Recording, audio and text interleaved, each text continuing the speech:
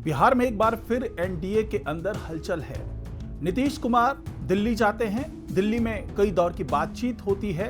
NDA के प्रमुख नेताओं से मुलाकात होती है, सीट शेयरिंग पर बातचीत होती है और मुख्य मुद्दा जो होता है वो होता है चिराग पासवान की एलजेपी पार्टी। जी हां, लोक जनशक्ति पार्टी रामविलास पासवान ये वो पार्टी है जिसने एनडीए के पूरे खेल को बिगाड़ कर रखा है, क्योंकि जब तक इस पर फैसला ना हो जाए तब तक एनडीए फाइनली सीट शेयरिंग के फॉर्मूले को सार्वजनिक नहीं कर पा रहा है, क्योंकि उसे लगता है कि अगर रामविलास पासवान जी की पार्टी जो एलजेपी है उसको नाराज कर दिया, यानी चिराग पासवान को नाराज कर दिया तो समस्या हो जाएगी, और अगर नाराज कर दिया नीतीश कुमार को तो समस्या हो जाएगी, और अगर नाराज कर दिया जीतन राम मांझी और जो दूसरे जो छोटे छोटे दल हैं उनको नाराज करना भी ये नहीं चाह रहे, चाहे उपेंद्र कुशवाहा की बात कर लें चाहे दूसरे जो छोटे सहयोगी दल हैं।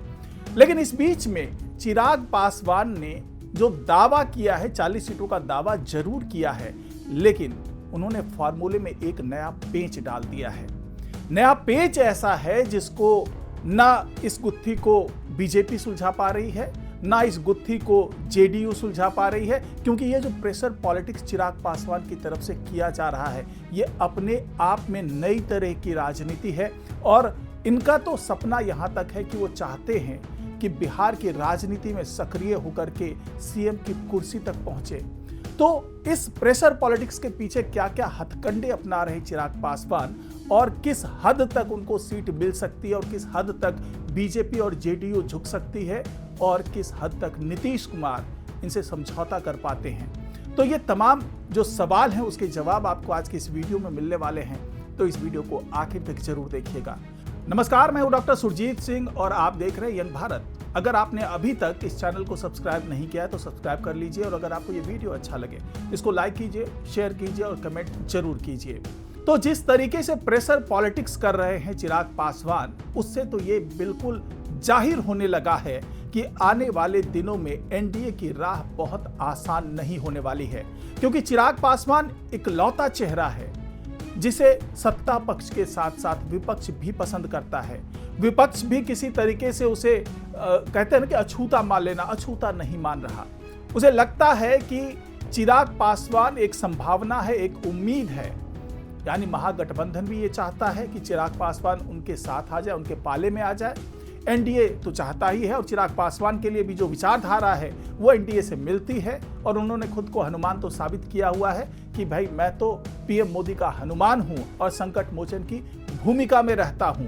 लेकिन उनकी स्वीकार्यता हर धड़े में है, चाहे एनडीए तो है ही, चाहे बात हम कर ले जनसुराज पार्टी के प्रशांत किशोर की, वो भी चाहते हैं कि क्यों ना दोनों मिलकर के चुनाव लड़ लिया जाए। तेजस्वी यादव से जब बात होती है तो वो इन्हें बड़ा भाई बता देते हैं। राहुल गांधी को इनसे कोई परहेज नहीं है। और जो सबसे बड़ी बात है जनाधार, क्योंकि बिहार में 19% के आसपास आबादी है अति पिछड़े की, और अति पिछड़ा ही एक बड़ा वोट बैंक है चिराग पासवान की पार्टी का, क्योंकि इनके पिता रामविलास पासवान भी यही राजनीति करते रहे हैं। और अगर सबसे बड़ी कामयाबी की बात कर ले राज्य स्तर की राजनीति में, तो वो दौर था 2005 का जब एलजेपी को 29 सीटें मिली थी और रामविलास पासवान के हाथ में कुंजी थी किसी को भी सीएम बनाने की। सत्ता में किस दल को आना है, क्या गठबंधन सरकार चलाएगी, ये उनके हाथ में थी। लेकिन हालात ऐसे बने कि रामविलास पासवान जिद पर अड़ गए कि अल्पसंख्यक को ही मुख्यमंत्री बनना चाहिए। सहमति नहीं बन पाई और फिर दोबारा चुनाव कराने की नौबत आ गई। लेकिन दोबारा चुनाव करने के बाद वो सफलता नहीं मिली जो सफलता पहले मिली थी। महज 10 सीटें मिली। बाद में 2005 में जो दोबारा चुनाव हुए तो 10 सीट मिलने के कारण वो फिर बैकफुट पे चले गए। उसके बाद के दिनों में, चाहे वो 2010 की बात कर ले तब इनके पास 3 सीटें आई, 2015 की बात कर लें तब इनके पास 2 सीटें आई। अगर हम जो पिछले साल 2020 में चुनाव हुआ था पिछली बार, तो उस वक्त इनके पास केवल 1 सीट आई थी, वो भी थी मटिहानी की सीट। तो कुल मिलाकर के इनका जो स्तर है वो गिरता चला गया। लेकिन जब रामविलास पासवान की पार्टी जो एलजेपी थी, जब बिल्कुल ही ऐसा लग रहा था कि अस्तित्व इसका खत्म हो जाएगा, जैसा कि पिछले दिनों देखने को मिला था कि चिराग पासवान के जब चाचा 2020 में जब निधन हो गया रामविलास पासवान का, 2021 में जिस तरीके से टूट हो गई और 5 सांसद छोड़ गए साथ चिराग पासवान का, पशुपति पारस के साथ वो जुड़ गए। तो ऐसा ही कुछ संकट उस वक्त भी देखा गया था रामविलास पासवान के सामने, जब लग रहा था कि इस एलजेपी का अस्तित्व ही खत्म हो जाएगा। लेकिन 2013 के दौरान चिराग पासवान एक बार सामने आते हैं, क्योंकि 2010 में वो मंच पे दिखाई देने लगे थे, सार्वजनिक मंचों पे आ गए थे। तो वो 2013 में अपने पिता के साथ जुड़ते हैं, सक्रिय राजनीति में घुसते हैं और वो राजी कर लेते हैं अपने पिता को पीएम मोदी, हालांकि उस वक्त नरेंद्र मोदी थे, तो उनके साथ जुड़ने के लिए, क्योंकि तब तक ये पता चल गया था कि नरेंद्र मोदी ही अब एनडीए का चेहरा बनेंगे। बीजेपी के नेता के तौर पर नरेंद्र मोदी की घोषणा कर दी गई। तो चिराग पासवान ने अपने पिता को ये तैयार कर लिया कि आप नरेंद्र मोदी के साथ में जुड़ जाएं, बीजेपी के साथ जुड़ जाएं, एनडीए का घटक दल बन जाएं। और इसका असर देखने को मिला, और असर ऐसा कि बड़ी सफलता मिली। 7 में से 6 सांसद इनके चुने गए। 7 सीटों पर ये चुनाव लड़े थे और 6 सांसद इनके चुन लिए गए। हालांकि उन दिनों ये बात कही जा रही थी कि ये तो मोदी की आंधी थी इसलिए जीत गए। लेकिन जब एक बार फिर प्रदर्शन दोहराया गया, पिछली बार के लोकसभा चुनाव में, जब ये 2024 में जो चुनाव हुए, उसमें जो 5 जगहों पर इन्होंने सांसद के लिए अपने दावा पेश किया, इनके उम्मीदवार उतारे गए और 5 की 5 सीट चिराग पासवान ने जीत ली। वहां से फिर इनका कद बढ़ना शुरू हुआ। जिस तरीके से रामविलास पासवान रिवाइव कर गए थे 7 में से 6 जीत करके, उसी तरीके से चिराग पासवान के लिए यह रिवाइवल था जब वो 5 में से 5 सीट जीत करके सामने आए। अब उन्हें 5 सीटों का दमखम ऐसा है कि चिराग पासवान ये चाहते हैं कि उन्हें अब महत्वपूर्ण भूमिका सौंपी जाए। लेकिन नीतीश कुमार भले ही लोकसभा चुनाव के दौरान बहुत गलबहियां करते हुए दिखे और इनका सपोर्ट भी किया, जो चिराग पासवान है उनके लिए कई चुनावी सभाएं की, पीएम मोदी ने चुनावी सभाएं की, उसका परिणाम भी सामने आया कि 5 की 5 सीट जीत लिए। लेकिन अंदर की जो अदावत है, जो अंदर की कड़वाहट है, वो ना नीतीश कुमार भूल पा रहे हैं, ना चिराग पासवान भूल पा रहे हैं। क्योंकि यही वो नीतीश कुमार थे जब 2020 में इलेक्शन लड़े तो चिराग पासवान ने अपने धड़े को, अपनी पार्टी को अलग कर लिया एनडीए से और उन सभी जगहों पर चुनाव लड़े जहां पर जेडीयू के उम्मीदवार चुनाव लड़ रहे थे। बीजेपी को उन्होंने नहीं छुआ, लेकिन जेडीयू के सामने अपने उम्मीदवार खड़े कर दिए 135 सीटों पर, और नतीजा ये हुआ कि जेडीयू सिमट गई 43 सीटों पर और बीजेपी 74 सीट करके जीत करके 74 सीट वो बड़े भाई की भूमिका में आ गई। तो ये जो कसक है वो नीतीश कुमार को सालती रही और यही वजह थी कि वो एनडीए से बहाना मिलते ही अलग हो गए और आरजेडी के खेमे में जुड़ गए। महागठबंधन के साथ उन्होंने फिर से सरकार बनाई। लेकिन जब सरकार बनाई तो चिराग पासवान और मुखर हो गए और पानी पी पी करके नीतीश कुमार को पर हमला करने लगे, वार प्रतिवार होने लगा, सब कुछ होने लगा। यानी कि नीतीश कुमार की जो एक कड़वाहट थी मन में, इनके चिराग पासवान के बगावत के कारण वो कड़वाहट बढ़ती चली गई। लेकिन वो दौर भी आया जब चिराग पासवान ये कहने लगे कि नीतीश कुमार एकमात्र विकल्प हैं मुख्यमंत्री के लिए।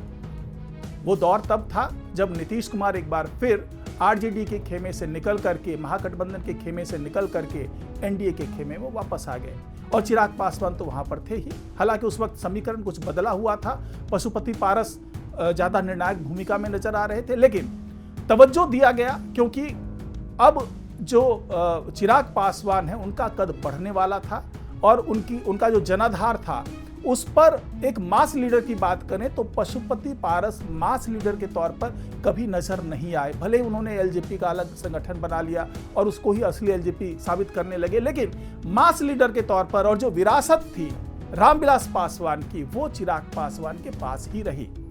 और ये देखा भी गया लोकसभा चुनाव में।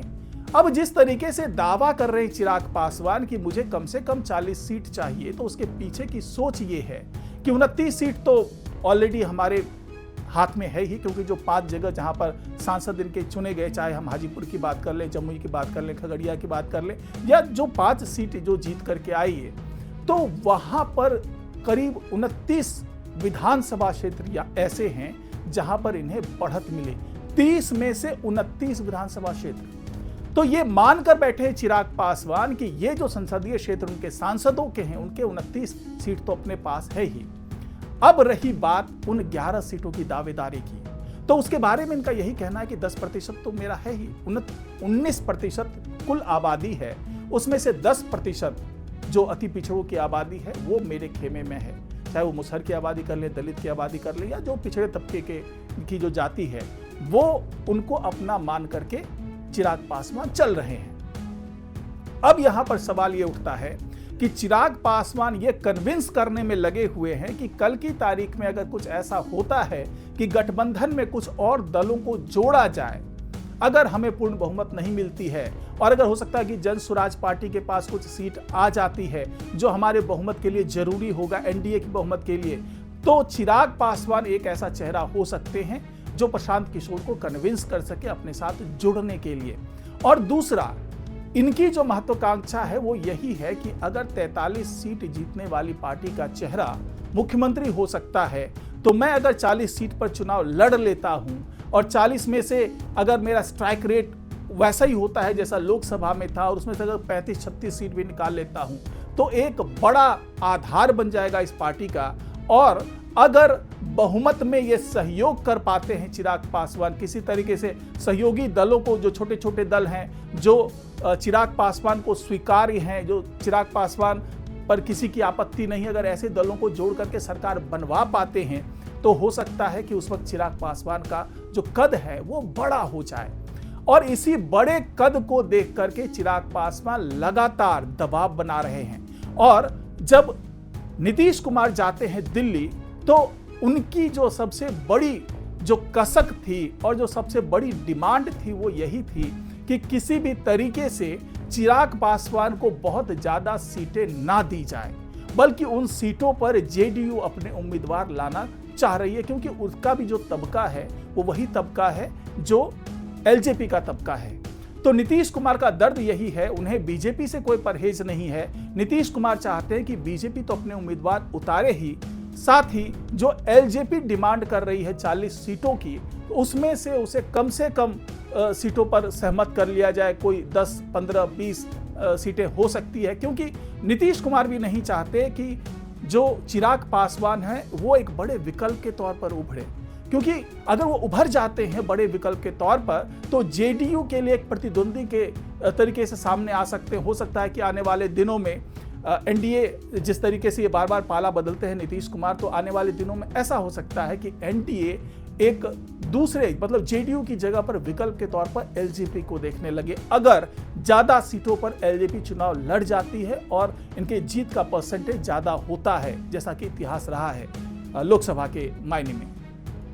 तो नीतीश कुमार एक तरफ चाह रहे हैं कि चिराग पासवान ज्यादा सीटों पर ना आए, और चिराग पासवान ये चाह रहे हैं कि उन्हें बीजेपी के कोटे से सीट ना मिले, बल्कि उन्हें मिले जेडीयू के कोटे से। जी हां, जेडीयू के कोटे से मिलने का मतलब है कि जेडीयू की सीटें जो है वो हो सकता है कि बीजेपी से कम हो जाए या फिर बिल्कुल बराबरी पर रहे, क्योंकि जेडीयू इस बार दावा कर रही है कि चूंकि पिछली बार एलजेपी से संघर्ष था इसलिए हमारी सीटें कम हो गई, इस बार अगर हमें ज्यादा सीटें दी जाती है तो हो सकता है कि हमारी विनिंग परसेंटेज ज्यादा हो और एनडीए का कद बढ़ करके आए। क्योंकि इस बार जो लक्ष्य है एनडीए का, जो नारा दिया इन्होंने, वो ये है कि कम से कम 225 सीटें जीतकर लाई जाए। 243 में से 225 सीट, बड़ा वादा है, बड़ा दावा है, बड़ी सोच है, बड़ी महत्वाकांक्षा है। लेकिन क्या यह महत्वाकांक्षा पूरी होगी? जिस तरीके से अब की बार 400 पार वाला देखा गया था और जब सामने रिजल्ट आया तो सबसे खराब स्थिति में, पिछले जो कई लोकसभा चुनाव थे उसमें सबसे खराब स्थिति में बीजेपी नजर आई, तो क्या इस बार भी ऐसा हो सकता है? क्योंकि महागठबंधन पूरे दमखम के साथ इस बार चुनाव लड़ रहा है। ऐसी स्थिति में एनडीए के अंदर की जो खींचतान है, खास करके चिराग पासवान को लेकर के, क्योंकि चिराग पासवान के पास जो चुनौती है वो अंदर खाने से ज्यादा चुनौती है। अगर हम की बात करें तो हम के जो संस्थापक जीतन राम मांझी हैं या उपेंद्र कुशवाहा की बात करने आलमगीर की, तो ये वो चेहरे हैं जो चिराग पासवान के जनाधार को तोड़ सकते हैं, और यही वो चेहरे हैं जिसको लेकर के जेडीयू आश्वस्त है कि आने वाले दिनों में कभी अगर कुछ कड़वाहट आती है तो ये दोनों चेहरे जो हैं, ये जो दोनों पार्टी है वो मेरे पक्ष में ही होगी। तो इसीलिए जेडीयू ये चाहती है कि चिराग पासवान को कम सीटों पर रोका जाए और ये जो है, जो हम है, चाहे उपेंद्र कुशवाहा की पार्टी है, इन दोनों को ज्यादा सीटें दी जाए। और अगर 40 सीटों की बात हो रही है तो नीतीश कुमार ये चाहते हैं कि 40 सीटों में सभी सहायक दल शामिल हो जाए और आपस में जो वोटों का बंटवारा हो, जो पिछड़ी जाति के वोटों का बंटवारा हो, वो किसी एक पार्टी यानी एलजेपी के खाते में ना जा करके 2-3 पार्टियों में विभाजित हो जाए, ताकि आने वाले दिनों में चिराग पासवान किसी तरीके का प्रेशर पॉलिटिक्स न कर पाए। तो यही वो खींचतान है जो चिराग पासवान, नीतीश कुमार और बीजेपी के बीच में चल रही है और आने वाले दिनों में क्या इसका नतीजा निकलता है, ये देखना भी बहुत दिलचस्प होने वाला है। तो आज की रिपोर्ट में फिलहाल इतना ही। नमस्कार।